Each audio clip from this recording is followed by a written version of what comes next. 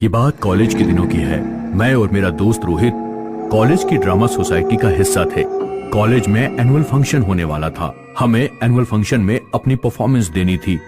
मैं रात में रोहित की पीजी पर चला जाता था और हम रात की 2-3 बजे तक प्रैक्टिस करते रहते। फिर मैं अपने हॉस्टल में लौटकर सो जाता था।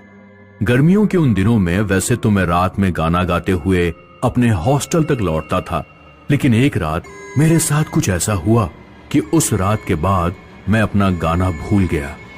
मैं करीब 1 बजे अपने हॉस्टल की तरफ से लौट रहा था। अचानक मैंने अपने पीछे किसी के पैर घसीट कर चलने की आवाज सुनी। जब मैंने पीछे मुड़कर देखा तो आवाज आनी अचानक बंद हो गई।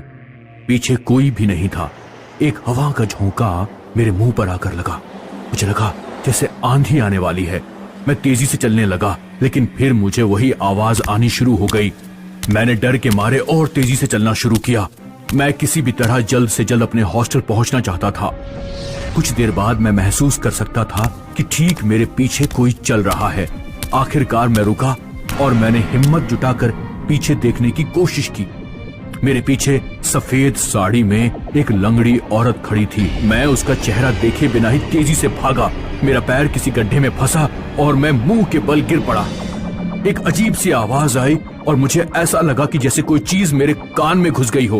अपने कान में उंगली डालकर हिलाने के बाद जब मैं खड़ा हुआ तो मुझसे चला नहीं जा रहा था, क्योंकि मेरे पैर में मोच आ गई थी।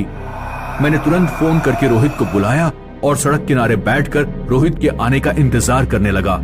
मैंने बहुत दूर चौराहे पर उस लंगड़ी औरत को रोड पर जाते हुए देखा था। कुछ देर बाद रोहित आ गया। उसने एक रिक्शे वाले को ढूंढा और मुझे मेरे हॉस्टल तक पहुंचाया। मैंने जब रोहित को अपने साथ हुई घटना के बारे में बताया तो उसने मेरी बात का विश्वास ही नहीं किया।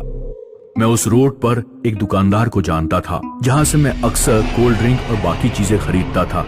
कुछ महीनों बाद मैंने अपने साथ घटी घटना का जिक्र दुकानदार से किया तो उसने मुझे बताया कि कई साल पहले रोड पर एक लंगड़ी औरत और उसका बेटा भीख मांगा करते थे। एक दिन उसका लड़का तेज स्पीड से दौड़ती हुई एक कार की चपेट में आ गया। कार लड़के को कुचलकर चली गई और वो लंगड़ी औरत चिल्लाती रही, रोती रही। उस भिखारन की कौन सुनता। कुछ दिनों बाद चौराहे पर उसकी लाश मिली। कहते हैं कि उसी लंगड़ी औरत की आत्मा अक्सर अपने बेटे को ढूंढते हुए रोड पर भटकती रहती है।